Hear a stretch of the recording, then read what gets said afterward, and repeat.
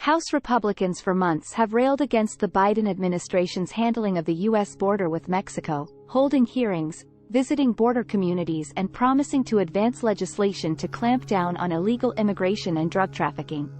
But so far, they have failed to unify behind a plan, delaying efforts to pass legislation. Now they are hoping to change that. Republicans on Wednesday are jump-starting work on an immigration and border enforcement package that would remake immigration law to make it more difficult to apply for asylum and easier for the federal government to stop migrants from entering the U.S. Representative Jim Jordan, the Republican who is chair of the Judiciary Committee drafting the legislation, said he expected Wednesday's markup of the bill to go well. The undertaking comes as Washington is putting renewed focus on border security and the plight of thousands of migrants who show up seeking entry into the U.S., with a looming May deadline that is expected to end a federal COVID-era asylum policy. The hearing also comes as Republicans, more than 100 days into their new House majority, are under political pressure to deliver on a key campaign promise to secure the border.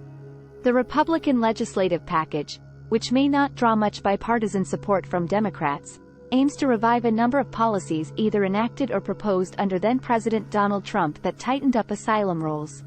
It would give the Homeland Security Secretary the power to stop migrants from entering the United States if the Secretary determines the U.S. has lost operational control of the border.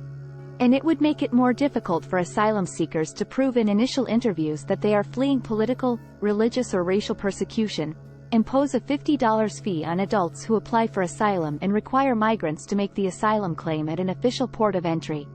The bill would also enact a Trump-era policy that the Biden administration is pursuing, the so-called Safe Third Country requirement, which generally denies asylum to migrants who show up at the U.S. southern border without first seeking protection in a country they passed through.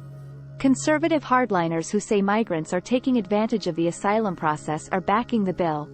Representative Chip Roy, R. Texas, a conservative member of the Freedom Caucus who has pushed aggressive border measures, said the legislation reflects in a package form basically where we've all wanted to head, which is to actually enforce the law. Stop releasing people into the United States who don't have a legitimate claim to asylum that you need to adjudicate, he said. But Roy and Jordan will have to contend with a group of fellow Republicans who have condemned attempts at aggressively limiting asylum claims as cruel and out of touch with Latino communities. Representative Tony Gonzalez, a fellow Texas Republican who represents a long portion of the U.S.-Mexico border from El Paso to San Antonio, has emerged as Roy's foil in the GOP's border debate. He insists that measures to toughen border enforcement also be coupled with increasing legal immigration, such as work visas. Moderate House Republicans, like Representative Don Bacon, R. Nebraska, are pushing for a balanced approach that would also open up legal immigration. People want to come here. They work hard. I think they eventually become great citizens, Bacon said, adding, but what's going on at the border is a catastrophe.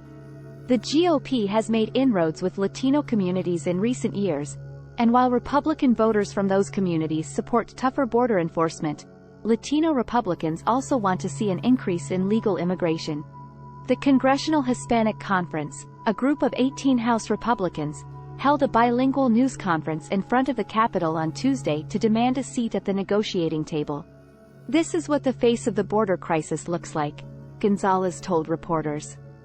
Take a good hard look, because we're not going to be quiet about it. We're not going to let others just dictate what happens. Afterward, Gonzalez suggested the bill being considered by the Judiciary Committee is just one option, and has a long way to go before it hits prime time. The Homeland Security Committee, where he holds a seat, is working on its own legislation to increase border enforcement, he said. The Congressional Hispanic Conference highlighted 3 policies it wants: designating cartels as terrorist organizations, increasing criminal penalties for people who smuggle fentanyl and increasing salaries for Customs and Border Protection agents. Democrats are skeptical of Republican efforts to toughen border enforcement. Representative Nanette Diaz-Barragán, a California Democrat who chairs the Congressional Hispanic Caucus, said the GOP is focused on politicization of the border instead of actually trying to find a solution. And even if Republicans manage to pass a bill through the House, hardline border enforcement and severe restraints on asylum are unlikely to advance in the Democratic-held Senate, where negotiators prefer to pair border policies with an increase in legal immigration or a path to citizenship for the hundreds of thousands of immigrants brought to the U.S. illegally as children. There is not consensus in either party, said Teresa Cardinal Brown, a senior advisor for immigration at the Bipartisan Policy Center. There is certainly not consensus across the aisle. The debate in Congress will likely play out just as an influx of migrants is expected at the southern border. Title 42, a Trump-era rule adopted by the Biden administration, is set to expire on May 11. It suspended the rights for many to seek asylum during the COVID-19 pandemic. Recent U.S. immigration policy has been cobbled together through executive actions and legal rulings, Brown said, without any significant action by Congress in decades to address a new reality at the southern border, people, including many children, arriving from a host of countries to claim asylum. It's going to get bad, and I don't think the Biden administration is prepared, she said, adding, we are at an inflection point. We will see again whether people will get serious about legislating and come to the table, or will they pound the table.